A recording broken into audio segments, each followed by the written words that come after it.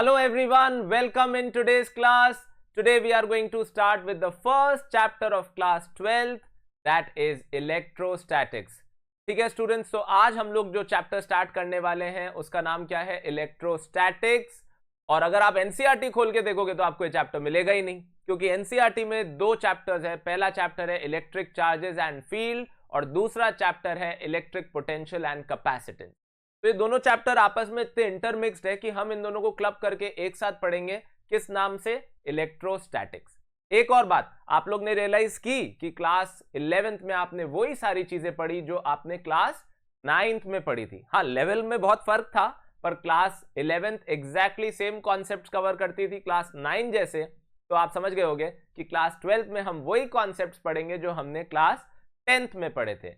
क्या पढ़ा था 10th में, याद है क्या? ऐसे मत बोलना 11th का ही याद नहीं है तो 10th का कहां से याद होगा। तो कोशिश करो, याद आएगा। इलेक्ट्रिसिटी पढ़ा था, मैग्नेटिज्म पढ़ा था, लाइट पढ़ा था, कॉनकेव मिरर, कॉन्वेक्स मिरर, ये सब चीजें हमने बात करी थी। लगभग यही सारी बातें अब हम करने वाले हैं क्लास 12th में। ठीक है, तो बिना टाइम वेस्ट किए हेडिंग डालिए इलेक्ट्रोस्टैटिक्स। और जब मैं कह रहा हूं इलेक्ट्रोस्टैटिक्स तो आपके दिमाग में इमीडिएटली आ जाना चाहिए कि इलेक्ट्रो का मतलब होने वाला है समथिंग रिलेटेड विद चार्ज, है ना। Electro is related with charge. और स्टैटिक्स तो आप समझते ही हो, जब कोई चीज रेस्ट पे हो। यानी इलेक्ट्रोस्टैटिक्स बेसिकली किसकी पढ़ाई होने वाली है? Charges at rest. अच्छा, अब अगर मैं बोलता हूं कि ठीक है हम चार्ज की स्टडी करने वाले हैं जब वो रेस्ट पे है, तो एक इमीडिएट क्वेश्चन मेरे दिमाग में आता है, क्या मैं आपसे पूछ सकता हूं what is charge? Do you know what is charge? तो आप बोलोगे सर ये तो इतनी बार हमने सुना हुआ है ये वर्ड, पर एग्जैक्टली डेफिनेशन आप पूछोगे तो शायद हम नहीं बता पाए। शायद बस इतना ही बोल के रह जाए कि ये प्लस होता है, माइनस होता है, या ऐसा कुछ। तो कई बार ऐसा हो जाता है, कुछ चीजें इतनी बेसिक होती है उनको डिफाइन करना ही समझ नहीं आता, क्योंकि उनसे ही तो चीजें डिफाइन हुई है। तो खैर शुरू करते हैं। तो उसके लिए मैं आपको एक चीज बताता हूं। जब चार्ज रेस्ट पे होता है, जब चार्ज जो है वो रेस्ट पे होता है, तो उसके आसपास एक एनवायरनमेंट बनता है जिसको हम कहते हैं उस चार्ज की electric field. Just like mass के आसपास के इलाके को जिसमें वो अपना इन्फ्लुएंस दूसरों को महसूस करवा सकता है, जैसे अभी हम अर्थ के फील्ड में है, अर्थ की ग्रेविटेशनल फील्ड में, वैसे ही चार्ज के आसपास के इलाके को हम क्या कहते हैं? उसकी इलेक्ट्रिक फील्ड, वो जिसमें दूसरे चार्जेस पे फोर्स लगा सकता है। ऐसे ही जब चार्ज किस में होता है? मोशन में। अच्छा, वो भी कैसा मोशन? Constant velocity. तो फिर वो इलेक्ट्रिक फील्ड के साथ साथ क्या प्रोड्यूस करता है? Magnetic field. क्या प्रोड्यूस करता है? Magnetic field. तो आप बोलोगे हाँ ये तो हमने पढ़ा है कि जब चार्ज मोशन में होता है यानी करंट, तो करंट से ही तो मैग्नेटिक फील्ड बनती है। याद करिए, स्क्रू ड्राइवर पे वायर लपेट दिया और फिर उसमें करंट पास किया तो then it starts attracting other iron articles towards it, so it starts behaving like a magnet. यानी मैग्नेटिक फील्ड बनाने में और कुछ नहीं है बल्कि करंट का ही कंट्रीब्यूशन है। अच्छा, फिर अगर कांस्टेंट वेलोसिटी ना हो तो क्या होगा सर? कि चार्ज मोशन में तो हो, पर वो कैसा मोशन हो? एक्सेलरेटिंग। तो फिर क्या होगा? तो फिर प्रोड्यूस होगी इलेक्ट्रिक फील्ड, तो फिर प्रोड्यूस होगी मैग्नेटिक फील्ड भी, और क्या प्रोड्यूस होगा? Electromagnetic waves. क्या प्रोड्यूस होगा? इलेक्ट्रोमैग्नेटिक वेव्स चार्ज के एक्सेलरेशन से प्रोड्यूस होती है। लाइट जो है वो भी इलेक्ट्रोमैग्नेटिक वेव का ही एग्जाम्पल है। लाइट भी किसका एग्जाम्पल है? इलेक्ट्रोमैग्नेटिक वेव का। क्यों बता रहा हूं ये सब? तो एक तो ये भी समझ लो ना, क्लास 12th में हम इलेक्ट्रिसिटी, मैग्नेटिज्म और लाइट ही तो पढ़ने वाले हैं। तीनों ही तो असल में चार्ज की पढ़ाई है। यानी एंटायर क्लास 12 जो है that is the study of charge, phenomena related with charge. Okay, and now you can define charge after you know all this. Let's do that. Okay, तो लेट्स स्टार्ट। चार्ज क्या है? लिखिए, it is an intrinsic. तो ये तो आपने लिख लिया, electrostatics is the study of charge at rest, पहले ये लिख लीजिए। फिर लिखिए, it is an intrinsic property of fundamental particles like electrons, protons etcetera, due to which bodies show electric and magnetic behaviour as well as attract और repel other charge bodies. यानी charge क्या है? एक ऐसी बेसिक प्रॉपर्टी है, intrinsic property है, inherent property है कुछ फंडामेंटल पार्टिकल्स की, जैसे इलेक्ट्रॉन, प्रोटॉन, जिसकी वजह से दुनिया में इलेक्ट्रोमैग्नेटिक बिहेवियर है, साथ साथ दूसरे चार्जेस को अट्रैक्ट और रिपेल करने की एबिलिटी भी है। ठीक है, फिर charge at rest produces electric field, ये सब मैंने आपको बता ही दिया। एक बार मैं रुकता हूं, आप या मैं क्यों रुकूं, आप वीडियो को पॉज कर लीजिए और फटाफट से ये सब कॉपी कर लीजिए, फिर हम आगे बढ़ते हैं। नोट्स हमें अच्छे बनाने हैं, कोशिश ये रहनी चाहिए कि जब भी हमें रिवीजन करना हो हमारे नोट्स ही सफिशिएंट हो, हमें और कुछ चीज की जरूरत ना पड़े। तो we are not relying on any other vocabulary but we will only believe in the notes that we make here, so it's very much advisable that you make the notes. We will also share the slides with you, पर वो फिर क्या होता है, slide share करने से हम बाद में कब उसको कॉपी करेंगे, क्या करेंगे, इससे अच्छा ये साथ साथ कॉपी करते जाइए जैसे एक नॉर्मल क्लास में होता है। Okay, so after you've written this down, let's move forward and let's talk about some basic things of charge. तो आप बोलोगे a charge cannot be massless, ये आप जानते हो, चार्ज इलेक्ट्रॉन या प्रोटॉन के आने या जाने की वजह से आता है। तो चार्ज जब भी आएगा या जाएगा, मास भी आएगा या जाएगा। तो कहने का मतलब ये है कि पहली बात तो किसी बॉडी पे चार्ज है, इसका मतलब उसमें मास होगा ही होगा, या अगर किसी बॉडी से चार्ज ट्रांसफर हुआ है तो उससे मास भी ट्रांसफर होगा ही होगा, right. Next property, like charges repel each other whereas unlike charges attract each other. ये भी आप जानते हो, लाइक चार्जेस हमेशा रिपेल, अनलाइक तो अट्रैक्ट करते ही हैं। एक न्यूट्रल एटम इसलिए न्यूट्रल है क्योंकि उसमें इलेक्ट्रॉन और प्रोटॉन बराबर अमाउंट में है। तो हुआ यही कि इलेक्ट्रॉन में चार्ज की प्रॉपर्टीज थी, प्रोटॉन में चार्ज की प्रॉपर्टीज थी, दोनों को जोड़ा, चार्ज की सारी प्रॉपर्टीज गायब। तो जैसे ही वो गायब हो गई तो यही बोलना पड़ेगा ना, एक में जितनी प्लस में दूसरे में उतनी माइनस में, तभी तो आपस में कैंसिल आउट हो गई। और फिर ये कोई लॉजिक नहीं है, कन्वेंशन है कि भाई प्रोटॉन के चार्ज को क्या बोल दिया गया, प्रोटॉन के चार्ज को क्या बोल दिया गया, पॉजिटिव, और इलेक्ट्रॉन के चार्ज को क्या बोल दिया गया, नेगेटिव। ठीक है, बस कोई लॉजिक नहीं है, कन्वेंशन है जो हमें ध्यान होना चाहिए। इसको हम डिनोट करते हैं प्लस ई से, इसको हम देयरफॉर डिनोट करते हैं माइनस ई से। तो अब ये बात आती है, तो अगर हर चीज न्यूट्रल है, हर एटम न्यूट्रल है, तो फिर चार्ज आता कैसे। तो चार्ज आने के लिए हम क्या करते हैं, इलेक्ट्रॉन्स को चेंज करते हैं, या तो हम इलेक्ट्रॉन्स जोड़ देते हैं या हम इलेक्ट्रॉन्स निकाल लेते हैं, right. Because protons can not get transferred, protons are very much immune inside the nucleus. Protons को हम ट्रांसफर नहीं कर सकते, हम किसको ट्रांसफर कर सकते हैं, इलेक्ट्रॉन्स को। इलेक्ट्रॉन अगर हमने जोड़ दिया, तो फॉर एग्जांपल अगर हमने क्लोरीन में इलेक्ट्रॉन जोड़ दिया तो वो क्या बन जाएगा, क्लोरीन माइनस अनायन। अच्छा, मास बढ़ जाएगा क्या, ऑफ कोर्स बढ़ जाएगा, स्लाइटली पर बढ़ तो जाएगा क्योंकि इलेक्ट्रॉन गेन हो गया है। ऐसे ही अगर हमने सोडियम में से इलेक्ट्रॉन निकाल दिया तो आएगा चार्ज इलेक्ट्रॉन के आने या जाने से, तो वो क्या बन जाएगा, सोडियम प्लस, और उसका मास थोड़ा सा कम हो। ठीक है, next, a body can acquire charge by processes like rubbing, conduction, induction. ये सब क्या है हम अगली क्लास में जानेंगे, डोंट वरी। जो भी लिखना है फटाफट से लिखिए, फिर आगे बढ़ते हैं। ऑल राइट, तो आपने कॉपी कर लिया है, तो फिर नेक्स्ट बात हम करते हैं।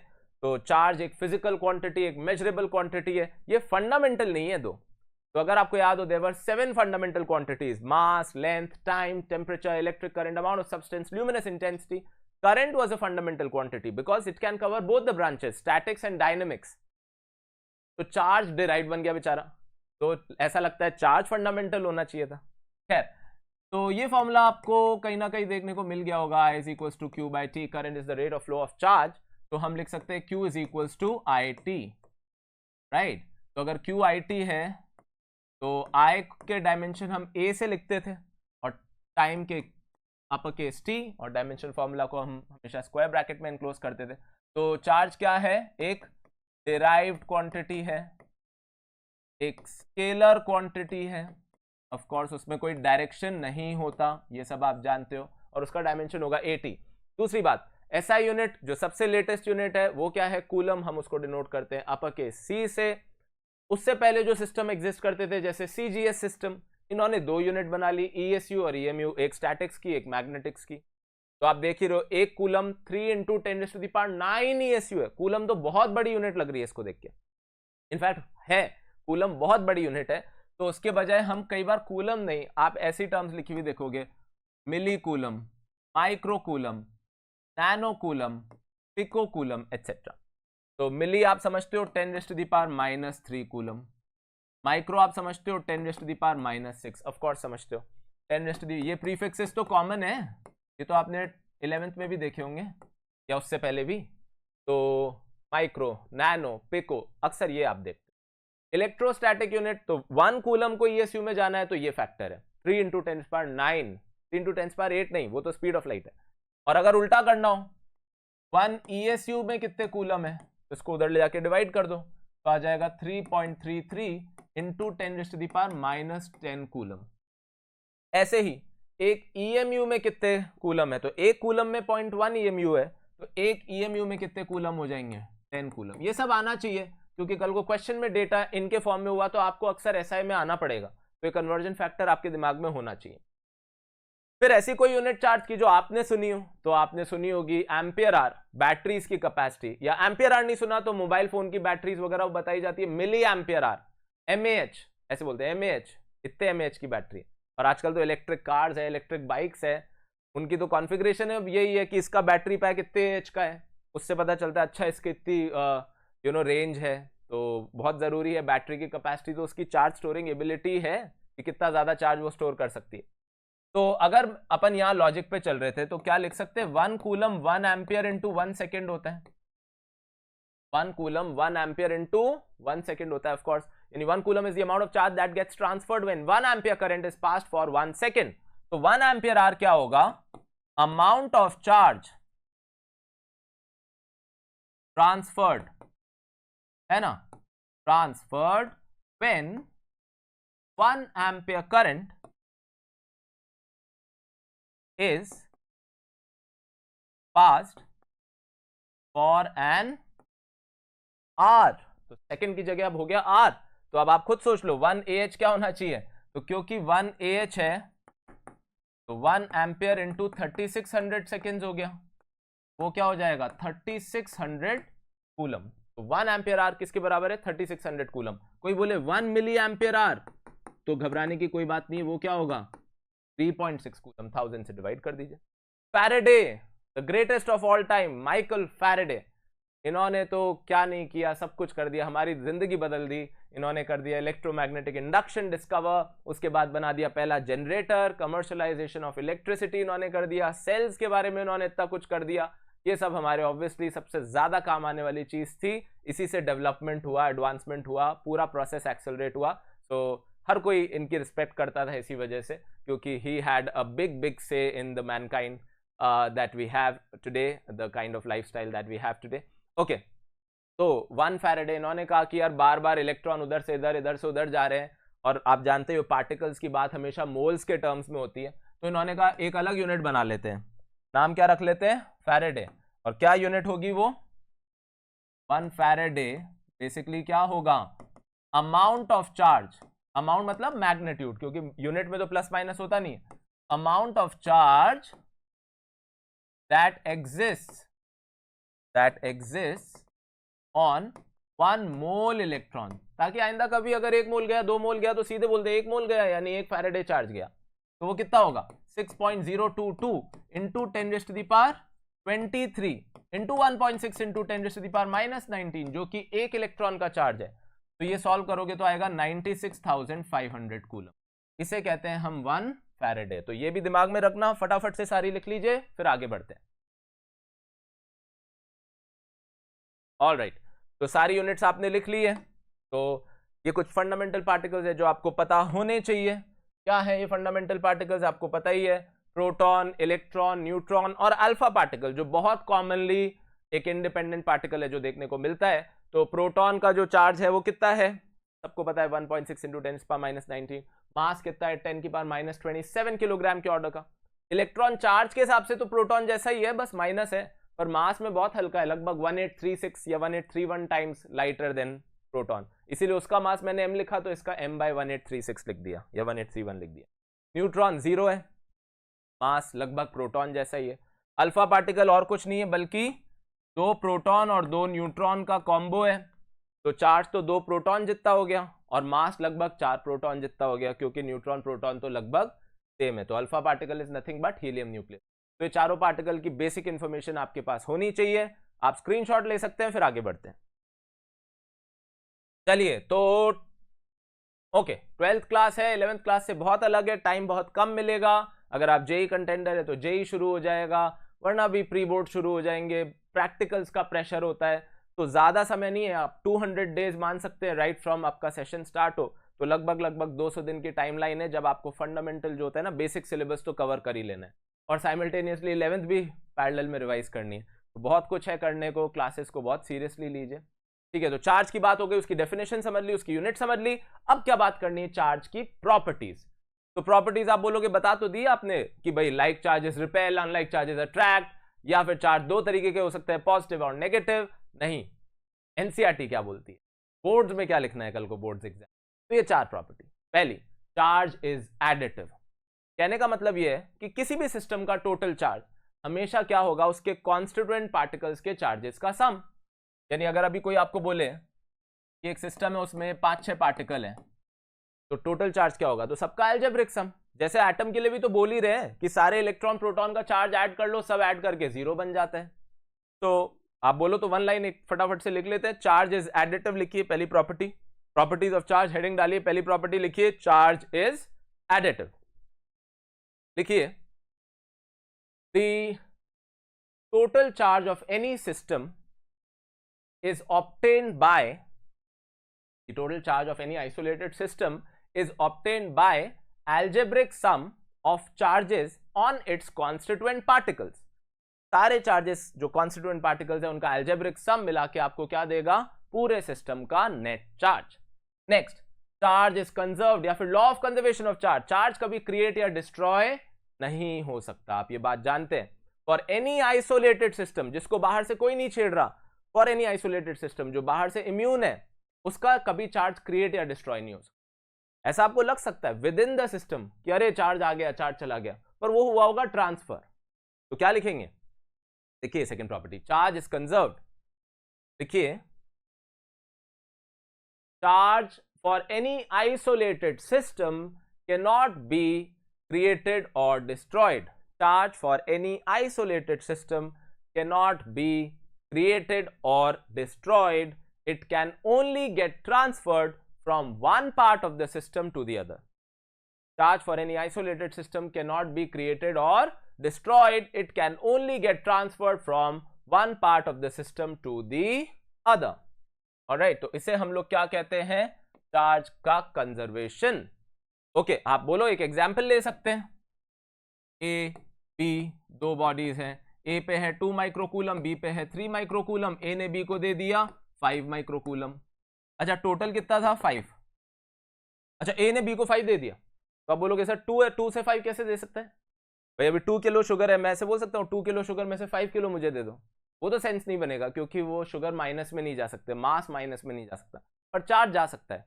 तो हो सकता है ए बी को 5 दे भी दे, तो फिर ए पे कितना बचेगा, तो आप बोलोगे सर 2 वाले ने 5 दे दिया, तो कितना बचेगा -3, और बी पे कितना आ जाएगा, बिकॉज इट हैज गेन 5, तो इट विल बी नाउ 8। पर जो भी हो, टोटल अभी भी कितना बना रहेगा 5। तो चार्ज कभी क्रिएट या डिस्ट्रॉय नहीं हो रहा है। ऐसा लग सकता है कि ए ने चार्ज लूज कर दिया, बी ने चार्ज गेन कर लिया, बट ऐसा कुछ नहीं हुआ है, मतलब हुआ है बट वो गेन या लूज बेसिकली है ट्रांसफर, ठीक है। Next, charge is invariant. होता क्या है, फिजिक्स में अक्सर चीजों का मेजरमेंट कोई ना कोई चीज से वेरी कर जाता है। जैसे पेन की लेंथ समर्स में अलग आ जाएगी, विंटर्स में अलग आ जाएगी, क्यों, थर्मल एक्सपेंशन हो जाएगा सर समर्स में, तो टेम्परेचर से इसकी वैल्यू बदल जाएगी। कोई बोले वेट, बोले लिफ्ट में अलग आता है, पोल पे अलग आता है, इक्वेटर पे अलग आता है, पानी में अलग आता है, मून पे 1/6 आता है। तो अक्सर चीजें बदल जाती है, उनका मेजरमेंट बदल जाता है। हो सकता है कोई बोले मास तो नहीं बदलता सर, मास तो कभी नहीं बदलता, वो भी सच है, normal day to day life में मास कभी नहीं बदलता, पर जब हम बहुत छोटे पार्टिकल्स पे जाएंगे जो लगभग लाइट की स्पीड पे भी चल सकते हैं, तो आइंस्टाइन ने बताया था m is equal to m0 1 - v²/c², that is relativity. Time relative है, length contraction, time dilation, mass relative है। m0 का मतलब क्या है, m0 का मतलब है रेस्ट मास। तो अब आप देखोगे तो v²/c² है, इसलिए इतना बड़ी टर्म है कि v कुछ भी हो जाए, 100 200 300, स्पीड ऑफ लाइट से तो बहुत छोटा ही होगा ना, यानी रेशियो ऑलमोस्ट 0 ही होगा ना, तो ये लगभग 1 ही होगा और m0 के बराबर होगा। पर अगर पार्टिकल कोई लाइट की स्पीड के आसपास पहुंच गया, उसके 1% पे पहुंच गया, उसके 0.5% पे पहुंच गया, तो उसके मास में अच्छा खासा चेंज देखने को मिलेगा। तो even mass varies with motion, okay, but charge एक ऐसी क्वांटिटी है जिसकी वैल्यू कभी किसी चीज से अफेक्ट नहीं होगी। ये बहुत ही यूनिक प्रॉपर्टी है चार्ज की। लिखिए, charge is invariant. Charge is invariant. उसकी डेफिनेशन लिखते हैं, that the value of charge on a body does not change with frame of reference, motion, position, medium, temperature etcetera. Again, the value of charge on a body does not change with medium, position, frame of reference, temperature, etc. Okay, charge is quantized. तो quantized का क्या, ये हटा देता हूं मैं एक बार, है ना। तो quantized का क्या मतलब है समझने की कोशिश करते हैं। ओके, तो quantized हो सकता है ये वर्ड आपने कहाँ सुन लिया हो, तो बोलते हैं लाइट एक quantized क्वांटिटी है। लाइट कैसे आती या जाती है, तो बोलेंगे एनर्जी के पैकेट्स के फॉर्म में आती है, फोटॉन्स के फॉर्म में आती है। वहां आपने क्वांटाइजेशन की बात कही। क्वांटाइजेशन मतलब जब भी कोई चीज डिस्क्रीट लेवल्स में आती है, पेन, तो एक पेन आएगा, उसके बाद सीधे दूसरा आएगा, यानी 2 आएंगे, फिर 3 आएंगे, फिर 4 आएंगे। मतलब फ्रैक्शन का मतलब नहीं है, 3.5 पेन नहीं आ सकता, ये फर्दर ब्रेकडाउन नहीं हो सकता, उसका कोई सेंस नहीं बनता। तो बोलोगे चार्ज में ऐसा क्यों हो रहा है, तो आप समझ ही रहे हो, क्योंकि चार्ज तो इलेक्ट्रॉन्स के ट्रांसफर से हो रहा है ना। तो अगर अभी किसी बॉडी से मिनिमम चार्ज चाहिए, तो आप बोलोगे 1 इलेक्ट्रॉन डिटैच कर लो। 1 इलेक्ट्रॉन डिटैच करते ही उस पर जो चार्ज आएगा वो कितना आएगा, 1.6 इंटू 10 की पावर -19। कल को एक और कर लिया तो आएगा सीधे 3.2 इंटू 10 की पावर -19। कल को एक और कर लिया तो सीधे आएगा, यानी लेवल सीधे यही चेंज होगा ना, सीधे 1.6 से 3.2, 3.2 से 4.8, 4.8 से 6.4, बीच का चार्ज नहीं आ सकता। अभी कोई बोले 2 इंटू 10 की पावर -19, पॉसिबल ही नहीं है सर, पॉसिबल ही नहीं है, क्योंकि 1.6 के बाद सीधे 3.2 होगा। इलेक्ट्रॉन के टुकड़े थोड़ी ना हो सकते हैं, इंडिपेंडेंट पार्टिकल तो यही है, इनसे छोटा पार्टिकल है पर इंडिपेंडेंट नहीं है। कोई बोलते हैं क्वार्क्स, लेप्टॉन्स, है ना, छोटे पार्टिकल्स हैं और भी हैं, पर चक्कर यह है कि वो आइसोलेटेड नहीं है। तो जब तक उनको आइसोलेट नहीं कर पा रहे, चल रहा है प्रोसेस, चल रहा है। जब हम बात कर रहे हैं, एक एक्सपेरिमेंट चल रहा है, बड़े लोग एक्सपेरिमेंट कर रहे हैं, साइंटिस्ट एक्सपेरिमेंट कर रहे हैं, लार्ज हैड्रॉन कोलाइडर स्विट्जरलैंड में, सर्न के पास, वहां ये एक्सपेरिमेंट चल रहा है, जहां प्रोटॉन को प्रोटॉन से भिड़ा रहे हैं लाइट की स्पीड पे। क्या करना चाह रहे हैं, दुनिया को समझना चाह रहे हैं, जैसा पहले हुआ। पहले तो किसी ने एटम को भी इनडिविजिबल बोला, पर बाद में गलत साबित हुआ ना। कोई एटम के तो टुकड़े हो सकते हैं, उसके अंदर तो छोटे पार्टिकल हैं। अभी प्रोटॉन इलेक्ट्रॉन इनको फंडामेंटल बोल रहे हैं, पर आगे फ्यूचर में तो इनके भी टुकड़े होंगे, तब थ्योरी बदल लेंगे। इस साल तो नहीं बदल रही, तो पढ़ लेते हैं। क्या है थ्योरी की, charge on a body is always going to exist in integral multiple of smallest unit of charge, that is electronic charge. लिख देता हूं, charge on a body always exist in the form of integral multiple of smallest unit of charge, that is electronic charge। ठीक है, independent charge. यहाँ n क्या है, n यहाँ पे नेचुरल नंबर्स हैं, क्योंकि प्लस माइनस तो मैंने लगा ही दिया ना ऑलरेडी, भाई प्लस भी हो सकता है, माइनस भी हो सकता है। I hope you understand that, कि प्लस होएगा जब इलेक्ट्रॉन जाएगा, माइनस होगा जब इलेक्ट्रॉन आएगा। तो ये 4 प्रॉपर्टीज है, फटाफट से जो कॉपी करना है करिए, आगे बढ़ते हैं। ओके, अब कुछ क्वेश्चंस देख लेते हैं।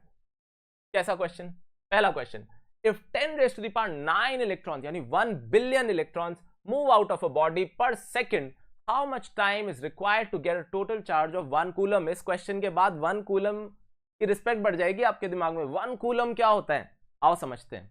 हर सेकेंड 1 बिलियन इलेक्ट्रॉन आप निकाल रहे हैं, यानी इन 1 सेकेंड कितना चार्ज निकाल रहे हैं आप, 10 raised to the power, या ऐसे लिखूं कि 1.6 इंटू 10 की पावर -19 कूलम एक इलेक्ट्रॉन से जा रहा है, multiply by 10 raised to the power 9, 1 second में जा रहा है। सही बात है, हर सेकेंड में इतना कूलम चार्ज ट्रांसफर हो रहा है। तो 1 कूलम के लिए कितने सेकेंड लगेंगे, तो आप बोलोगे सर डिवाइड कर दो, 1 divided by 1.6 into 10 raised to the power -10 लिख दूं क्या, बिल्कुल लिख सकते हो सर। -19 है प्लस 9 है तो -10, इतने सेकेंड लग जाएंगे।